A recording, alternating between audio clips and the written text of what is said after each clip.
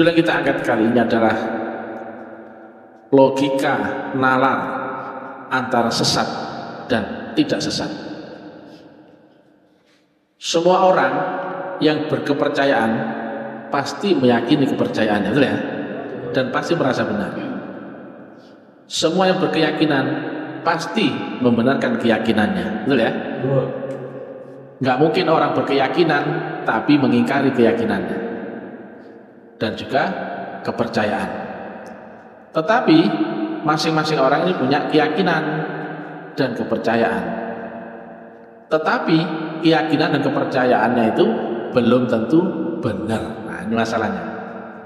Selama masih ada di ilmu teori, semua orang merasa benar karena nggak mungkin dia bertempat di tempat yang salah menurut nalar akalnya.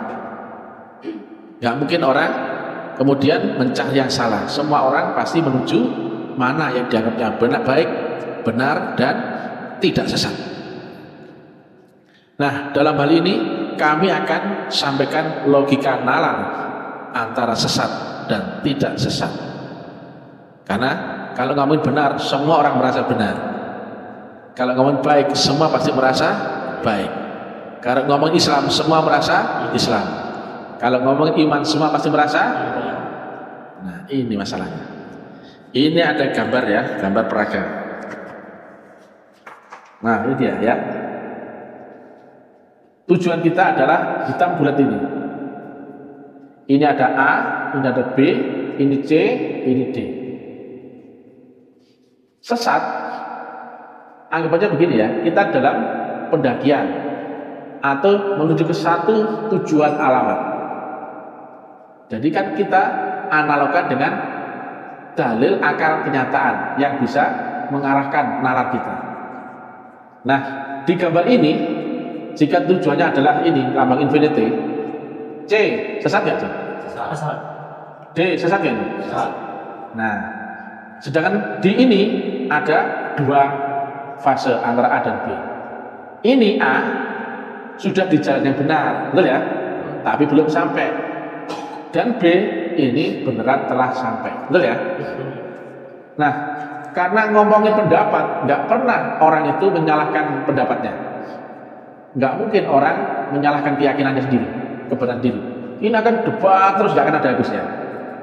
Nah, siapa orang yang sesat, siapa yang tidak sesat?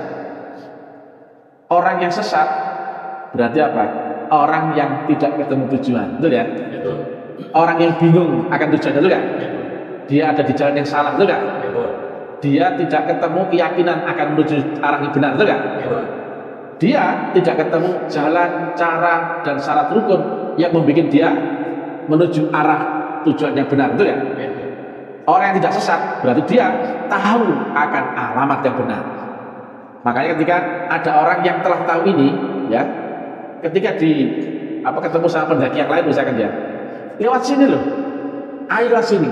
Ya, yang sini nggak akan ada ujungnya nih, nggak ketemu apa-apa. Nah, berarti apa? Yang menuju Allah berarti dia akan menuju pengenalan akan Allah itu bertambah. Ini walaupun belum sampai, tapi dia telah ada di jalur jalan yang benar, betul ya? Tapi belum sampai. Yang ini beneran telah sampai. Nah, berarti orang ketika di jalan ini sudah ketemu keyakinan, jalan yang benar, cara yang benar, metodologi yang benar, syarat rukun yang benar. Tanda-tandanya apa? Dia diperjalankan di satu kondisi yang dia ternyata persis ada di dalam kitab suci. Nah, itu dia. Kalau kau tidak ketemu di dalam cerita, di dalam kitab suci, dan kau adalah pelaku di dalam situ, berarti kau belum di jalur yang benar. Tetapi kau alami apa-apa yang diceritakan, dikabarkan di dalam kitab suci, maka kau sebetulnya telah ada di jalan yang benar. Dan ini tinggal maju terus saja ini. Nah, sampai akhirnya kau hilang, larut akan Yang Maha Kuasa. Dirimu hilang, la ilaha, baru akan hadir illallah. Tetapi ya, di proses ini, ketika kau sudah ada di jalan yang benar, pengetahuanmu bertambah, Dan pengetahuan itu bukan dari pengetahuan akalmu. Itu yang disebut pengetahuan laduni atau pengetahuan yang turun langsung dari Allah. Itu adalah lewat jalannya wahyu. Di video yang kemarin tadi ya, saya sampaikan, nggak cuma Nabi dan Rasul yang mendapatkan wahyu. Ternyata di Asy-Syura 52, dan demikianlah kami wahyukan kepadamu. Ternyata berlaku juga bagi orang yang beriman. Nah, orang yang tidak beriman nggak mungkin ketemu jalur ini. Karena apa? Orang yang beriman itu adalah ditanamkan rukun syarat. Dia dikenalkan jalan, cara, syarat rukun, gurunya. Kemudian cara-cara proses adaptasinya semua dikasih ini. Tapi belum sampai. Ibarat kau mau menuju ke Surabaya ya, dari Maluku misalkan ya. Itu kau sudah dikasih kendaraan, bahan bakar, izin, kemudian apa aja dikasih, tapi kau masih di situ. Nah, itu baru melewati rukun syarat jalan dan caranya. Kau telah melewati metodologi. Nah, artinya apa? Kau telah memungkinkan dan dimungkinkan bisa sampai. Karena yang mendapatkan perintah adalah yang perintah ibadah hanya bagi yang beriman. Dan logikanya, yang diperintah beribadah, logikanya mereka yang mampu apa nggak mampu? Yang mampu. Kalau kita suruh anak kita untuk apa ya, mengantarkan paket, di dalam bayanganmu anak itu harusnya bisa sampai sana apa enggak? Bisa. Harusnya bisa. Jadi Allah gak mungkin menyuruh, memerintahkan sembarang orang untuk beribadah kepadanya kecuali yang telah tahu syarat rukun jalan dan caranya.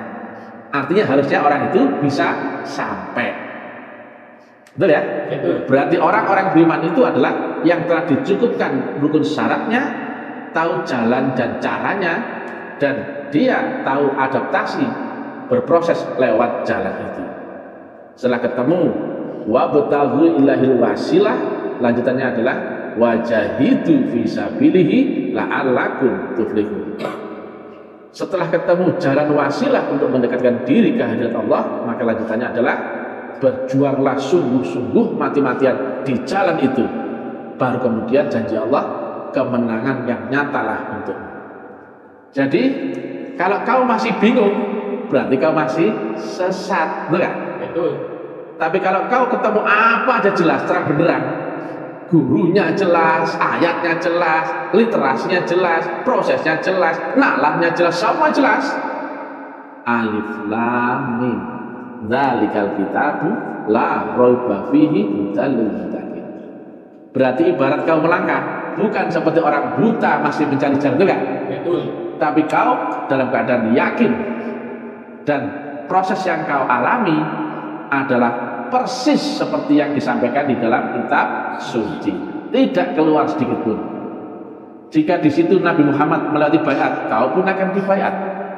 Jika Nabi Muhammad melewati fase-fase belajar zikir, kau pun melewati zikir.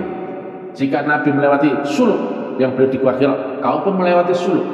Jika Nabi pun dimusuhi oleh umatnya zaman dahulu ya, zaman dahulu sono, kau pun akan dimusuhi, diperangi, dibenci dan difitnah dari sono sini. Demikian juga jika Nabi penuh penderitaan, kau pun akan ketemu jalan yang penuh penderitaan. Semuanya persis. Karena begitu ke masuk ilmu rohani, kita pindah ke alam mikrokosmos. Nggak ada siapa-siapa selain dirimu sendiri. Nabi Muhammad di alam itu cuma cerita, kau nggak tahu. Nabi Adam cuma cerita, Allah pun cuma nama, ya. Tetapi kau menuju yang aslinya, yang hakikinya. Siapa Nabi Muhammad? Siapa Nabi Adam? Siapa Allah Subhanahu Wa Taala? Di dalam lakon itu nggak ada siapa-siapa lagi kecuali dirimu sendiri. Itu dia ya. Dan prosesnya seluruh agama samawi yang dilewati seluruh Nabi dan Rasul dan juga orang beriman dan juga oleh Allah adalah tahalli, tahalli, tajalli. Tidak ada yang lewat belajar pengetahuan akal, tidak lewat membaca, mendengar, melihat, baca, tulis atau apa, tidak lewat diskusi, tanya jawab atau sekolah atau kuliah atau mondok di pesantren. Seluruh Nabi dan Rasul prosesnya ada lewat belajar keruhanian, lewat sisi dalamnya, bukan lewat luarnya ya. Karena mendekati Allah tidak bisa dengan akal, tidak bisa membaca Quran kecuali dengan ruh yang disucikan. Demikian juga iman bukan percaya akal. Iman adalah nur yang ditanamkan di dalam kolbu bagi siapa yang dikehendakinya di antara hamba yang dipilih. Jadi iman bukan thinking, iman itu tempatnya di balik kolbu. Itu adalah ditanamkan nur Allah berupa nur iman. Itu yang kemudian mengkapsul rohmu agar bisa naik dimensi. Ruhmu sebetulnya dari Allah Subhanahu wa taala yang maha ruh, berlapis-lapis konversinya merendah ya. Sampai kemudian rohmu yang awalnya maha mutlak menjadi badan kasar relatif, betul kan? Betul. Maka ruhmu di dunia harus terkapsul badan jasmani. Dan antara alam ruh dan alam jasmani kau melewati fase limit 9 bulan sekian hari, itu ya. Betul. Jadi nggak bisa langsung tahu-tahu roh lutut di dunia, nggak bisa. Ada adaptasinya, ada suluk kholwatnya. Demikian juga gambaran manusia untuk bisa kembali ke akhirat, pulang ke akhirat ta'ala.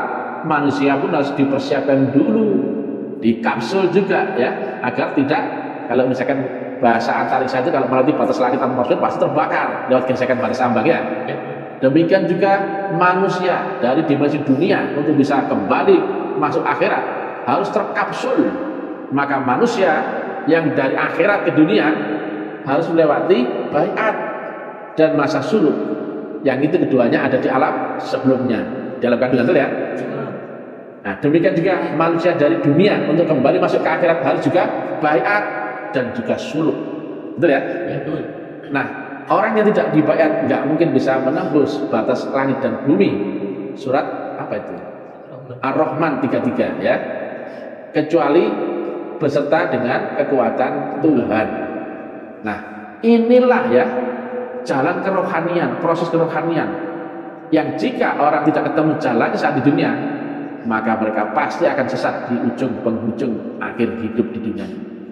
Maka dunia bagi orang beriman dan bagi orang kafir itu berbeda. Orang beriman akan ketemu neraka saat dia di dunia, yaitu saat ruhnya masih terpenjara jasmani. Tapi orang beriman, orang kafir akan ketemu surga di dunia dan ketika mati akan ketemu neraka setelah dia mati. Beda ya. Sedangkan di dalam Quran menyampaikan bagi orang beriman neraka itu akan dilewati dalam beberapa hari saja. Ada yang merangkak, berjalan, berlari dan secepat kilat. Itu Qurannya ya. Cuman suratnya, ayatnya saya lupa, nggak usah dikritik ya. Tapi ada ya. Nanti dipermasalahkan ya. Nah, jalan itu ya menuju akhirat ada dua ya. Lewat jalan umum, yaitu jalan lewat kematian umum.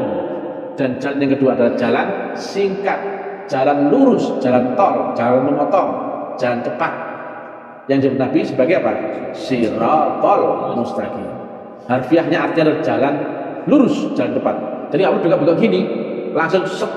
Tapi siratal mustaqim dikatakan Nabi sebagai apa?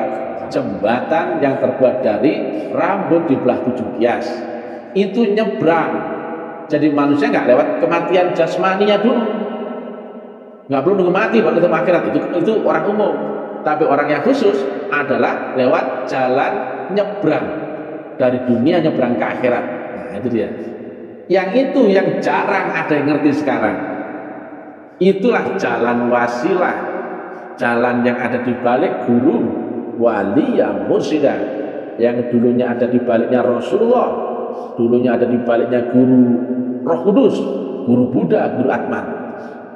Jadi ada dua jalan ya masa akhirat ya. Kalau ini sudah sesat, pasti sesat. Kenapa? Di dunianya nggak tahu caranya, apalagi setelah kau mati. Seumpama ya, jalanmu ini akan ketemu lautan, baru bisa nyebrang. Maka harusnya kau belajar renang adalah saat kau masih di dunia. Kalau di dunia masih ada ketemu guru, ketemu apa, kau nggak belajar renang. Tahu-tahu ya, kau mati kemudian renang, tenggelam. Kalau di dunia nggak pernah belajar masuk akhirat, nggak tahu apa alatnya, nggak tahu gurunya, nggak tahu syaratnya, nggak tahu jalan dan caranya. Kau kira kemudian otomatis nanti bisa masuk akhirat? Nggak bisa. Antara dunia dan akhirat ada sempadan, ada jarak. Misalkan ya ini dunia, ini akhirat, ini nggak gandeng bro. Kalau gandeng namanya tidak berjarak, gitu ya. Itu antara dunia dan akhirat, makanya ada kias berupa jembatan. Itulah banyak orang ya yang ketika mati jiwanya terjebak di sempadan ini. Ruh tetap suci, ruh tetap milik Allah. Jasmani kembali ke tanah, tapi yang merasakan penderitaan itu adalah jiwamu. Nah, itulah yang kemudian jika rohmu nggak bisa pulang kembali saat kau masih hidup di dunia, maka begitu kau mati, kau akan terjebak di alam sempadan sampai kemudian kau akan terlahir kembali meneruskan karmamu sebelumnya. Yang di Hindu Buddha disebut reinkarnasi. Tapi di dalam Islam disebut apa? Kelahiran kembali dengan membawa catatan di Lauh Mahfuz, betul kan? Dan siapa yang amalan itu? Catatan siapa? Ya dirimu sendiri, ya. Betul ya? Nah, siapa orang tuamu? Adalah yang memiliki kesamaan garis takdir, sehingga kau kemudian diturunkan ke dunia lagi lewat orang tuamu, orang tua laki dan makmu, ya. Nah, itu dia. Makanya kau punya orang tua, ada kesamaan garis sifat gak? Kalau orang tuamu kaya, kau ikut kaya? Ya kan? Betul gak? Kalau kau orang tuamu guru, maka kau punya orang tua guru gak? Kalau orang tuamu nelayan, maka kau anak nelayan gak? Nah, itu dia. Mulailah kemudian ya, ketika lahir anak monyet, anak bajingan, anak ulama semuanya suci. Nol, karena lewat portal zero semuanya nol, tidak ada nilainya apa-apa. Begitu keluar, itulah kemudian mau wujud macam-macam. Ada yang binatang, ada yang manusia, ada yang tanaman, ada yang bendawi. Itu semua diterangkan dalam Quran. Kalau hewan ada kias ya, diwakili 3 makhluk, yaitu kera, anjing, dan babi. Sedang kalau benda adalah kayu, besi, dan batu, betul ya? Jadi nggak usah dibahas kucing, tikus, nah, itu aja sudah tahu. Kalau diucapkan semua ya, jadi kebun binatang. Kalau diucapkan cuma benda, maka kurang menjadi ensiklopedi. Nah, makanya kalau mempunyai sifat takdir itu pun ada 2, ada garis takdir yang qadha dan ada garis takdir yang qadar. Ada garis azali yang tidak bisa dirubah dan ada yang bisa kau rubah di dalam kehidupan ini. Maka beruntunglah kita di dunia dipertemukan dengan guru waliyah mursyida, sebagaimana dalam kitab suci Al-Quran Mushaf Al-Kahfi 17, falam tajidalahu waliyah mursyida, yang apabila kita tidak dibimbing Allah tidak akan mendapatkan petunjuk. Nah, itu dia. Dan bimbingan Allah, petunjuk Allah adalah lewat bimbingan guru waliyah mursyida. Mursyid adalah istilah guru di dalam praktek rohanian dalam ilmu tarekat. Tetapi kata orang, tarekat itu bid'ah. Sedangkan istilah mursyid ada dalam Quran. Maka yang memperkenalkan istilah mursyid siapa? Allah lewat siapa? Nabi Muhammad. Sampai sekarang pun ada di dalam surat Al-Kahfi 17. Tapi kata orang bid'ah. Qurannya ada tuh gak? Sampai sekarang. Cuma kan gak diakui. Ya sudah, apa-apa. Gak mau pun gak apa-apa ya. Gak mau gak apa-apa ya. Jadi ya, yang ini makanya diperintah Nabi itu, yang supaya mencari jalan khusus itu adalah di hadis ya. Masuklah kamu ke dalam Islam secara menyeluruh, udkhulu fis-silmi kafah, jasmani dan rohani. Kau masih hidup tapi kau masuk akhiratmu. Kau masih di dunia tetapi rohmu bisa menembus akhirat. Itu ada teknik khusus. Yaitu kau di dunia tapi rohmu nyebrang ke akhirat, nyebrang ke kubur, ke barzakh, ke alam malakut, jabarut, rohan robani. Tapi itu hafalan, nggak usah dihafal-hafal, yang penting sampai, itu kan? Karena praktek ilmu tahallita jali bukan jalur pengetahuan. Nggak perlu ngerti, nggak perlu paham, asal kau ketemu jalannya, caranya, lewati syarat rukunnya, kemudian kau disiplin, maju aja, sampai nggak? Sampai. Tetapi kalau kau pintar, walaupun gelar profesor, doktor, kiai, haji, tapi kalau nggak ketemu jalan dan caranya, sesat. Nah, agama ardi adalah agama akademik, pinter-pinteran. Tapi agama samawi adalah agama sistemik. Makanya saya sampaikan lewat metodologik. Ini dia. Ini nggak mungkin bisa praktek, hanya berarti di teori. Siapa yang pintar membaca, pintar menghafal, paham, kemudian bisa cerita, bisa menceramahkan kepada orang lain, itu hebat. Itu ulama. Padahal palsu ya. Tapi kalau ini jelas. Tidak hanya teorinya saja ya. Teori yang di dalam Quran dan hadis kemudian dimantapkan dengan kajian nalar ilmiah, logis. Kemudian oh iya ya, masuk akal ya. Kemudian kalau masuk ke metodologik yang waris. kemudian kau lari ke sistem yang mutlak. Maka jika kau tidak keluar dari orbit rel, asal kau maju saja, kau jalani hidupmu di dunia yang dalam bimbingan guru ruhanimu ya, maka ruhanimu pun berangsur-angsur naik dimensi, akhirnya sampai ke hadirat Allah Subhanahu wa Ta'ala. Dan semua itu jelas ya, karena Quran itu tidak samar sebetulnya, tapi bagi yang telah ketemu. Apa yang jelas, apa yang terang benderang di dalam surat Al-Baqarah ya, bunyinya adalah Quran yang alif lam mim, dzalikal kitabu la raiba fihi hudal lil muttaqin. Kalau di dalam Quran artinya adalah kitab itu tiada syak keraguan di dalamnya, petunjuk yang nyata terang benderang bagi orang-orang yang bertakwa. Betul? Kitab yang mana? Kitab yang alif lam mim. Alif adalah nur Allah, lam adalah nur malaikat Jibril, mim adalah nur Muhammad, yang itu adalah dibalik guru mursyidmu. Maka jika kau ketemu guru mursyid yang waris, yang SAP-nya jelas dari jalur junjungan Rasul Muhammad, maka jalanmu akan terang benderang, gamblang, kentang-kentang. Sama seperti misalnya yang tidak keraguan ngomong di depan publik, betul kan? Walaupun dimusuhi orang, dibenci, dianggap sesat, dianggap kafir, dianggap apa saja, tapi kami sampaikan dengan gamblang. Terserah Anda, mau ikut silakan, nggak mau ikut tidak apa-apa. Cocok karbu, nggak cocok karbu. Saya hanya menyampaikan bagi yang mau saja. Kalau nggak mau, ya silakan. Nah, ini akan membuat reaksi berbeda ya. Ada yang senang, ada yang tertarik, ada yang benci. Padahal ya, saya nggak memaksa orang ini loh ya, ikut saya, betul nggak? Saya nggak memaksa keyakinan kepada mereka. Tapi mereka benci sampai menghasut, memprovokasi supaya aku ditangkap, aku diadil, aku diapa. Loh, kamu lo nggak ikut apa-apa ya? Kok bingungi ya? Ya kan? Aduh. Itulah mereka yang jahiliyah ya, yang goblok tapi merasa benar. Ditanya prakteknya gak ngerti, tapi merasa benar, ngeyel, bahkan berontak melawan. Itu sudah. Gitu ya. Maka kau akan ketemu jalan yang terang benderang. Ini bukan lagi kira-kira, bukan angan-angan, bukan pendapat, bukan pula keyakinan, bukan katanya orang. Ini katamu sendiri dengan keadaan yang hakul yakin. Inilah jalan yang benar, cara yang benar. Kenapa? Semuanya pun dibenarkan oleh kitab suci, persis kalau dalamnya itu. Maka membaca Quran bukan dengan matamu, bukan dengan membaca gini, tidak bisa. Membaca Quran itu adalah membaca Quran yang qadim, yang ruh. Maka kau bisa masuk ke Quran yang ruh adalah dengan ruh. Quran yang nur, Quran yang qadim, kau harus ditanamkan nur Quran terlebih dahulu. Kalau ditanamkan nur Quran, bisa membaca kitab qadim? Tidak bisa, ya.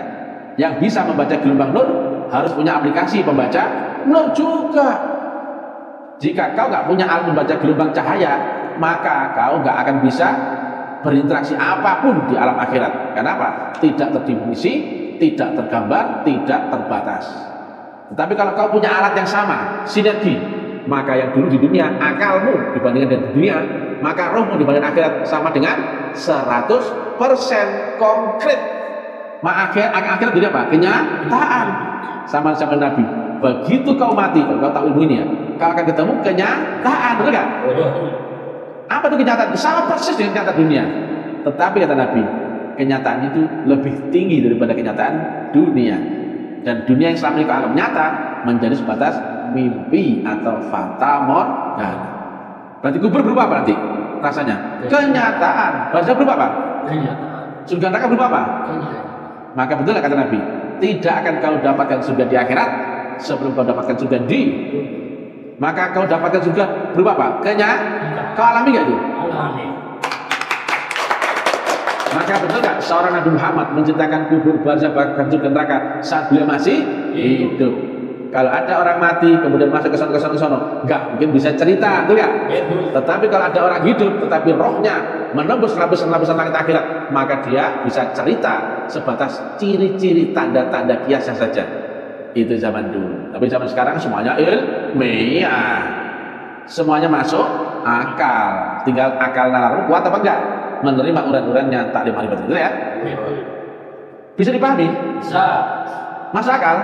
Yang sini sudah bisa semua, karena apa? Sudah punya alat membaca gelombang. Yang di luar mungkin sulit, makanya yang di luar segeralah ke sini ya, baiat, supaya kau bisa membaca ayat-ayat wajib. Tapi bagi yang mau, saya sampaikan di publik ya, betul kan? Tapi yang boleh belajar ini adalah untuk orang-orang khusus. Disampaikan di umum, padahal ini ilmu khusus, maka kami harus saling menjadi khusus lagi ya. Ya, kami lagi viral di mana-mana ya. Sudah saya bilang, ini manusia-manusia ini sudah pada nggak ngerti caranya praktek. Padahal agama adalah makrifat. Nggak ada makrifat kalau nggak lewat hakikat. Nggak ada hakikat kalau nggak lewat tarekat. Sementara di dunia banyak yang beranggapan tarekat itu bid'ah. Tarekat itu bahkan dianggap sesat. Ya sudah. Ini sudah pintar-pintar ini saja sudah. Paham nggak? Paham dia, tahu dia. Ngerti? Hafal? Apa aja tahu. Begitu praktek. Tahu saja. Tahu mereka. Tahu beli saja. Tahu mana saja. Kau yakin akan saja. Semua tahu. Begitu praktek. Apa yang kau saksikan dalam syahadatmu? Assalamualaikum warahmatullahi wabarakatuh. Waalaikumsalam warahmatullahi wabarakatuh.